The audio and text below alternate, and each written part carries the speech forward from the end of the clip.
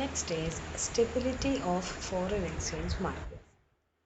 Foreign exchange market stability എന്താണ്? എന്ന് പറഞ്ഞാൽ it's a market for buying and selling of different currencies, different countries. So there's a need of a stability of foreign exchange market. Foreign exchange market ഒരു stable price ഉണ്ടാവേണ്ടത് അത്യാവശ്യമാണ്. ഈ stability ഉണ്ടാവണം എന്ന് പറയുമ്പം ദർ ആർ ടു ചാൻസസ് അല്ലേ? രണ്ട് chance ഉണ്ട്. One is unstable, another is stable. സ്റ്റേബിളും ആവാം, അൺസ്റ്റേബിൾ ആവാം. എന്ന് പറയാണ് $1 is equal to 90 rupees എന്ന് പറയുമ്പോൾ if it is continued forever, it's a stable one, isn't it? But relating with the inflation, price level, and any other conditions of different countries, it may vary, and it may എന്താ പറയണ്ടത്, ഇത് എന്തിനെ കുറിച്ച് it may cause different fluctuations in the market itself. So stability of foreign exchange market can be analyzed എങ്ങനെയാണ്? When there's a disturbance from the equilibrium exchange rate gives rise to automatic forces that push the exchange rate back towards the equilibrium level. അതായത് നമ്മൾ പറഞ്ഞു ഒരു ഡിമാൻഡിനും സപ്ലൈക്കും അനുസൃതമായിട്ട് ഡിമാൻഡിനും supply of കറൻസീസ്ക്കും അടിസ്ഥാനപരമായിട്ട് നമുക്ക് എന്തുണ്ട്, ഒരു equilibrium point of exchange rate ഉണ്ട്. ഈ ഇക്വിലിബ്രിയം പോയിന്റ് ഓഫ് എക്സ്ചേഞ്ച് റേറ്റിന് എക്സ്ചേഞ്ച് റേറ്റ് ചേഞ്ച് ചെയ്യാൻ നിൽക്കുന്ന പൊസിഷനാണ് എന്ത്, സ്റ്റേബിൾ ഇക്വിലിബ്രിയം പോയിന്റ് എന്ന് പറയുന്നത്, അല്ലെങ്കിൽ സ്റ്റേബിൾ പൊസിഷൻ എന്ന് പറയുന്നത്. When it is stable, only when the situation that any disturbances occur from this stability, there are some inherent forces or automatic forces in order to reback അല്ലെങ്കിൽ എന്താ പറയുക, come back into the equilibrium position. അപ്പം equilibrium പൊസിഷനിൽ എന്തെങ്കിലും വ്യത്യാസം വന്നു കഴിഞ്ഞാൽ there are some automatic forces, there are some inner forces. ഈ ഇക്കോണമിക്ക് അകത്ത് തന്നെ ചില ഫാക്ടേഴ്സ് കൊണ്ട് എന്ത് ചെയ്യാൻ പറ്റും, ഈ ഇക്വിലിബ്രിയത്തിലേക്ക് തിരിച്ചു കൊണ്ടുവരാൻ പറ്റുന്നുണ്ടെങ്കിൽ നമ്മൾ അതിന് പറയുന്നതാണ് സ്റ്റേബിൾ ഇക്വിലിബ്രിയം പോയിന്റ് എന്ന് പറയുന്നത്. ഇത് അൺസ്റ്റേബിൾ ആവുന്നത് എപ്പോഴാണ്? It is unstable for an exchange market when disturbance from equilibrium pushes the exchange rate further away from the equilibrium. ഇക്വിലിബ്രിയത്തിൽ നിന്നും വീണ്ടും വീണ്ടും വീണ്ടും ദൂരെ പോകാനുള്ളൊരു സാധ്യത ഉണ്ടെന്ന് വിചാരിക്കുക. അതിനെയാണ് എന്ത് പറയുന്നത്, അൺസ്റ്റേബിൾ ഇക്വിലിബ്രിയം പോയിന്റ് എന്ന് പറയുന്നത്. ക്ലിയർ? വെൻ സ്റ്റേബിളും അൺസ്റ്റേബിളും ആകുമ്പോൾ എങ്ങനെയാണ് മാർക്കറ്റ് കർവ് എന്ന് നോക്കാം. Okay, foreign exchange market is stable when the supply curve of foreign exchange is positively sloped, or if negatively sloped, less elastic or steeper than the demand curve of foreign exchange. അതായത് stable equilibrium point ആണെങ്കിൽ supply curve of foreign exchange മാർക്കറ്റിൻ്റെ supply curve എന്ന് പറയുന്നത് positively sloped ആയിരിക്കും. Okay, എങ്ങനെയത് supply curve positive sloped ആവുക? ഇതാ ഇങ്ങനെ കണ്ടോ, പോസിറ്റീവ്ലി സ്ലോപ്ഡ് ആയിരിക്കും. ഇനി ഒരു കണ്ടീഷൻ കൂടിയുണ്ട്, പോസിറ്റീവ്ലി സ്ലോപ്ഡ് ആയിരിക്കും. അല്ലെങ്കിൽ if negatively sloped is less elastic ആയിട്ടുള്ള steeper than the demand curve of foreign exchange. Demand കർവിനെക്കാട്ടിലും സ്റ്റീപ്പർ ആയിട്ടുള്ള സപ്ലൈ കർവാണ് എപ്പോൾ ഉണ്ടാവേണ്ടത്, ഫോറിൻ എക്സ്ചേഞ്ച് സ്റ്റേബിൾ ആകുമ്പോൾ ഉണ്ടാകേണ്ടത്. ക്ലിയർ ആണല്ലോ? ഇനി ഇതൊരു അൺസ്റ്റേബിൾ ആണെന്ന് വിചാരിക്കും. ഇതൊരു അൺസ്റ്റേബിൾ ആണെങ്കിൽ എന്താണ്, foreign exchange market is unstable if the supply curve is negatively sloped. Supply curve എന്താ, നെഗറ്റീവ്ലി സ്ലോപ്ഡ്, അതായത് more elastic than the demand curve of foreign exchange. Clear? ഇതാ കിടക്കുന്നു. എന്താ ഇത് നോക്കിക്കേ. In the first point, there is a stable equilibrium point where at the point of E, in which demand is equal to supply at the point of E. Got it? Okay, 1.20 എന്ന് പറയുന്ന exchange റേറ്റിൽ എന്താ സംഭവം, when demand is equal to supply, isn't it? Then you can see two arrows. One is above the equilibrium point, and one is below the equilibrium point. It indicates that any disturbances occurred from these deviations from this equilibrium point, there are some inner corrections, or there are some automatic forces in order to reach the equilibrium point further, isn't it? Clear ആണല്ലോ? ആ then next is the second picture is also seeing that there is a stable equilibrium. Why? ആ ഒരു സ്ഥലത്ത് ഞാൻ പറഞ്ഞു, ഒരു സ്ഥലത്ത് demand curve സ്റ്റീപ്പറാണ്, മറ്റടുത്ത് supply curve സ്റ്റീപ്പറാണ്, പക്ഷേ അതിനെക്കാട്ടിലും ഡിമാൻഡ് കർവ് സ്റ്റീപ്പറായിരിക്കും. ദെൻ ഇവിടുത്തെ ഒരു സിറ്റുവേഷൻ എങ്ങനെയാണെന്ന് നോക്കാം. Here again 1.20 is the exchange rate corresponding to 10. We have equilibrium corresponding to demand is equal to supply, and we can see there are one arrow here above and below, because any deviations from this equilibrium point, there are some automatic forces to restabilize the economy. But just look at the third picture. It is known as it's showing an unstable equilibrium. Why it is unstable? Unstable means unstable means arrow നോക്കിക്കേ പുറത്തേക്കാണ് പോണേ, arrow going to outside. Why? Any deviation, distortions in the equilibrium point, there is no forces in order to reach the equilibrium again. Instead, equilibrium പോയിന്റിലേക്ക് വരുന്നതിന് പകരം എന്താ സംഭവിച്ചുകൊണ്ടിരിക്കാൻ പോണേ? Equilibrium പോയിന്റിൽ നിന്നും അകലേക്ക് പോകാനുള്ള സാധ്യതയാണ് കൂടുതൽ. ക്ലിയർ ആണല്ലോ? ഇതാണ്. അപ്പം ഇവിടെ ഇനി ചെയ്യാൻ പറ്റുന്ന കറക്റ്റ് മെഷേഴ്സ് എന്ന് പറയുന്നത് എന്താണെന്നറിയോ? ഒന്നുകിൽ എക്സ്ചേഞ്ച് റേറ്റിൽ ഡീവാലുവേഷൻ നടത്താം, റീവാലുവേഷൻ നടത്താം, കറൻസി അപ്രീസിയേഷൻ നടത്താം, കറൻസി ഡെപ്രീസിയേഷൻ നടത്താം. ഓക്കെ, സോ സ്റ്റെബിലിറ്റീനെ നമുക്ക് തിരിച്ചുകൊണ്ട് അൺസ്റ്റേബിൾ സിറ്റുവേഷനിൽ സ്റ്റേബിൾ ആക്കാൻ വേണ്ടി വേണമെങ്കിൽ എന്ത് ചെയ്യാം? ഡിവാലുവേഷനോ അപ്രീസിയേഷനോ റീവാലുവേഷനോ അങ്ങനെ കറൻസീനെ അങ്ങോട്ടേക്ക് മാറ്റാം. Okay, the next topic is the martial law of culture. We have already seen in the last module, I think second module itself, we have studied the martial law condition. The condition is only okay. എന്താണ് martial law condition?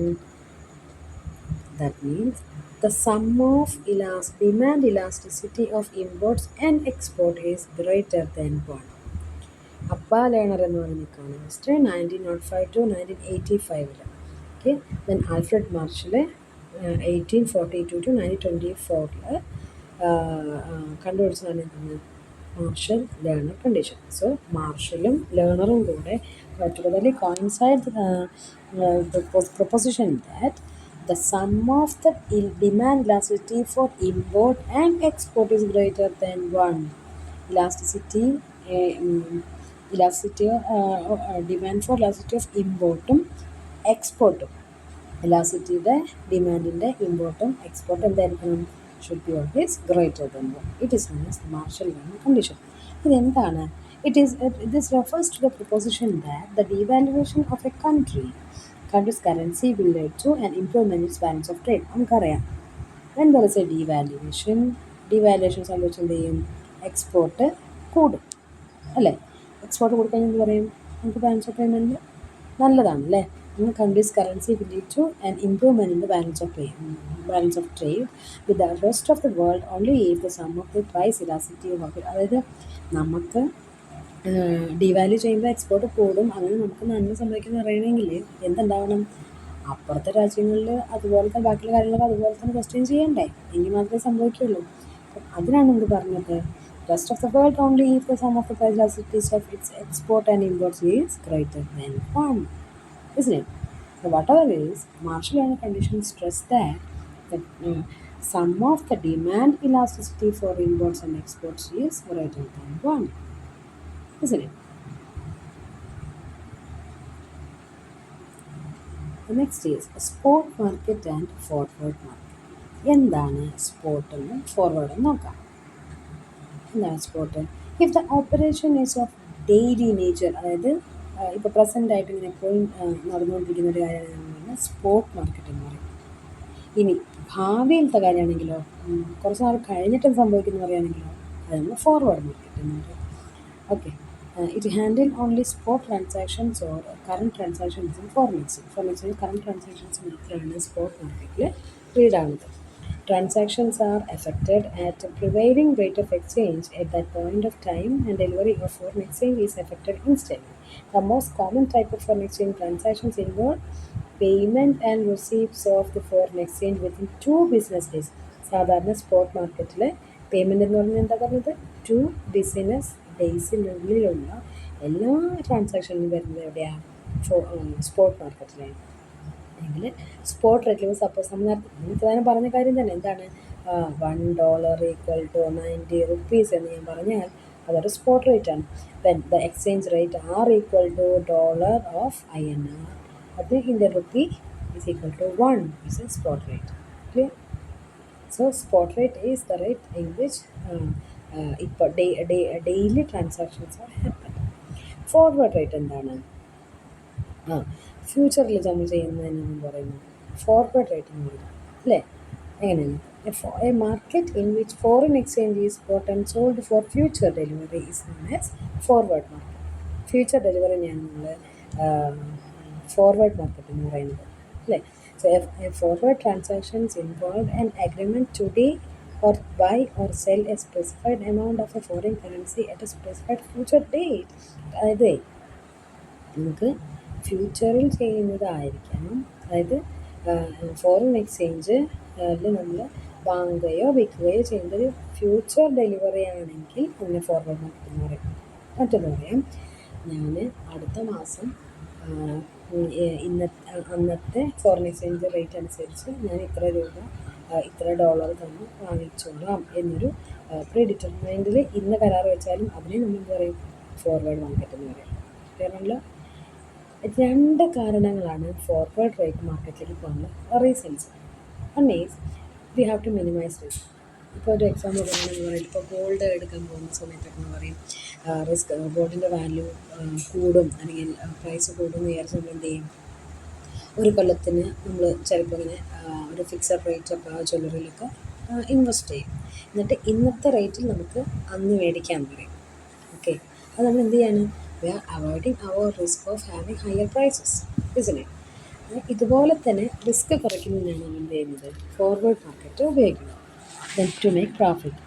Next രണ്ടാമത്തെ സിറ്റുവേഷനാണ് profit ഉണ്ടാക്കുക എന്നുള്ളത്. Clear? ഇത് സാധാരണ നമ്മൾ വെച്ച് കഴിയുമ്പോൾ പെർസെൻറ്റേജിലായിരിക്കും കേട്ടോ. ദെൻ എന്താണ് ഒരു ഫ്യൂച്ചേഴ്സ് ആൻഡ് ഓപ്ഷൻസ് എന്നാണ് നോക്കാം. Foreign exchange futures and options. Foreign exchange futures and options. Currency futures and options are derivative contracts. It's very very important. Currency ഫ്യൂച്ചേഴ്സും ഓപ്ഷൻ എന്ന് പറഞ്ഞാൽ എന്ത് പറയുന്നു? ഡെറിവേറ്റീവ് കോൺട്രാക്ട്സ് ആണ്. Depending on the selection of buying or selling the numerator or denominator of a country's currency pair, derivative contracts are known as future and options. There are various ways to earn a profit from future and options, but the contract holders is always obliged to certain rules when they go into contract. സാധാരണ currencies ഒക്കെ സാധാരണ pair ആയിട്ടാണ് ചെയ്യുന്നത്. എന്താ നമ്മൾ പറയാം? രൂപ INR, Indian rupee = American dollar എന്ന് പറയുന്നത് ഇതെന്താണ്? ഒരു പെയറാണ്. ക്ലിയർ? എന്നിട്ട് എക്സാമ്പിൾ ഇവിടെ പറഞ്ഞിട്ടുണ്ട്. Euro and US dollar pair എന്ന് പറയുന്നത് എന്താണ്? UR ഓഫ് ഡിവൈഡഡ് ബൈ ഇതിൽ നോമിനേറ്റർ ആരാണ്?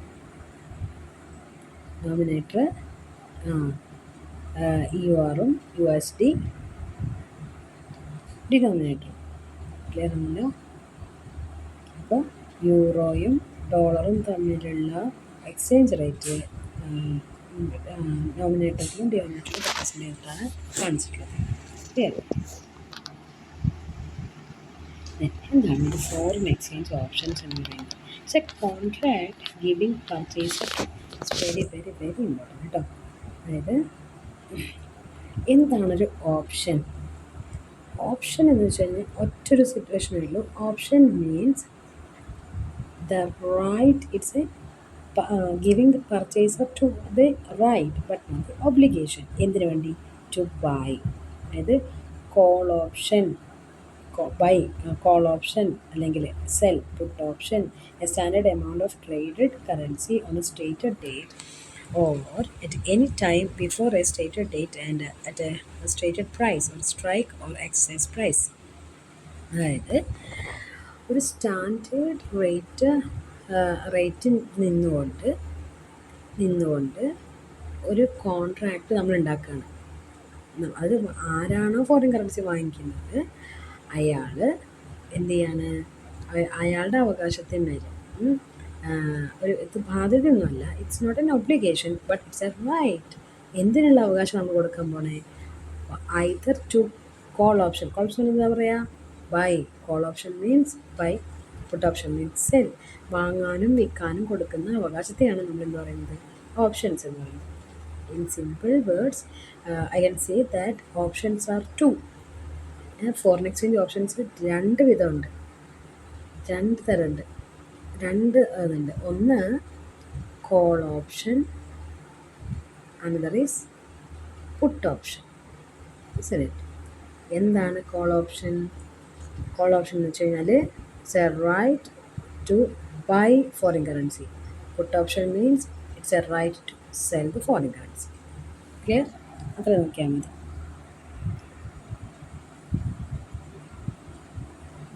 എന്താണ് ഓപ്ഷൻസിൻ്റെ ഫീച്ചേഴ്സ് നോക്കാം. What are the features of options? ഇതിനൊരു ഫിക്സഡ് മെച്യൂരിറ്റി ഡേറ്റ് ഉണ്ടാവും. അതാണ് നമ്മൾ എന്താ പറഞ്ഞത്? It's a right but not an obligation to buy or sell at a predetermined date or time എന്ന് പറഞ്ഞത് അല്ലേ? അപ്പോൾ ഒരു ഫിക്സഡ് മെച്യൂരിറ്റി പീരീഡ് എന്തായാലും ഉണ്ടായിരിക്കും. ഒരു എക്സ്പയറി ഡേറ്റ് ഉള്ളതിനാണ് എന്ത് പറയുന്നത്? ഓപ്ഷൻസ് എന്ന് പറയുന്നത്. രണ്ടാമത്, ദ പ്രൈസ് എങ്ങനെയാണ് നിശ്ചയിക്കുന്നത്? ഇറ്റ്സ് കോൾഡ് എക്സസൈസ് പ്രൈസ് അല്ലെങ്കിൽ സ്ട്രൈക്ക് പ്രൈസ് എന്ന് പറയും. ഒരു കോൾ ഓപ്ഷൻ ആയിക്കോട്ടെ പുട്ട് ഓപ്ഷൻ ആയിക്കോട്ടെ, രണ്ട് ഓപ്ഷൻസിൻ്റെയും പ്രൈസിന് പറയുന്ന പേരാണ് exercise price or strike price. Then ഇനി ഒരു next third feature is the person who writes the option and is the seller denotes as the option writer. Okay, അതായത് ഓപ്ഷനിൽ ഒരു person, the person who writes the option write ചെയ്യുന്ന person is seller is denote. സെല്ലറാണെങ്കിൽ right to sell എന്ന് പറയുന്നതാണെങ്കിൽ സെല്ലറിന് എന്ത് പറഞ്ഞാൽ option writer എന്ന് പറയും. അതേസമയം ഇത് ബയ്യർ ആണെങ്കിലോ ഓപ്ഷൻ ഹോൾഡർ എന്ന് പറയും. ക്ലിയർ? ഇനി ഇതിന് അതായത് നമ്മളിപ്പോൾ ഏത് പ്രൈസിലാണ് ഫ്യൂച്ചറിൽ നമ്മൾ എക്സ്ചേഞ്ച് റേറ്റ് തീരുമാനിച്ചിട്ട് സാധനം വാങ്ങാൻ വയ്ക്കുകയും ചെയ്യുന്നതെന്നുണ്ടെങ്കിൽ ആ ഫ്യൂച്ചർ റേറ്റിനെയും ഇപ്പോഴത്തെ റേറ്റിനെയും നോക്കി നമ്മൾ പറയുന്നതാണ് premium. What is premium? Premium is the price paid for the option by the buyer to seller. ഒരു ഫ്യൂച്ചർ ഡേറ്റിൽ പ്രത്യേക സമയത്ത് പ്രത്യേക പീരീഡിൽ നമ്മൾ തരാമെന്ന് പറഞ്ഞ് ഒരു കരാർ ഒപ്പിട്ട് ഒരു സാധനം പ്രത്യേക എക്സ്ചേഞ്ച് റേറ്റിൽ വാങ്ങാൻ നിൽക്കുകയും ചെയ്യുന്ന സമയത്ത് അതിൻ്റെ ഡിഫറൻസ് ഉണ്ടാവുമല്ലോ. എന്നാലും ഇതേ പ്രൈസും അതേ പ്രൈസും ആയിരിക്കണമെന്നില്ല. അതിനെ പറഞ്ഞ പേരാണ് premium. Then last feature is A clearing house is interposed between the seller and the buyer, which guarantees performance of the contract. Clear? These are the features of options. Then foreign exchange futures-ന് ചില examples ആണിത്. Foreign exchange ഫ്യൂച്ചേഴ്സിന് examples ആണ്. ഇതൊരു ഫേമോ ഇൻഡിവിജ്വലോ ബാങ്കോ ആരോ ആവാം. അതെല്ലാം examples ആണ്. International monetary market IMM, Chicago mercantile exchange CME പോലെയുള്ള സ്ഥാപനങ്ങൾക്ക് ഇതിന് ഉദാഹരണമാണ്. അവരെങ്ങനെ വർക്ക് ചെയ്യുന്നൊക്കെയാണ് താഴെ പറഞ്ഞിട്ടുള്ളത്. Okay, then next important portion is